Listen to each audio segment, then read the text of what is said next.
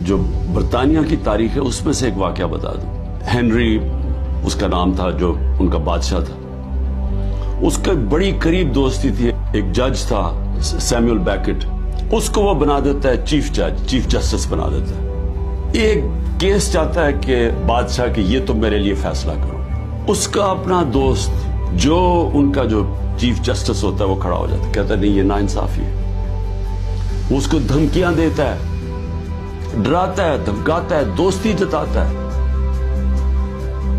Samuel bucket کہتا ہے میں ناانصافی نہیں کر سکتا. آخر میں اس کو پھانسی دلوا دیتا ہے. وہ پیچھے نہیں ہٹتا, مرنے کے لیے تیار ہو جاتا. برطانیہ کے جج سارا جسٹس سسٹم یاد رکھتا ہے اس آدمی کو. صدیوں تک جب بھی جج کھڑا ہوتا تھا تو اس کے بھی ذہن میں آتا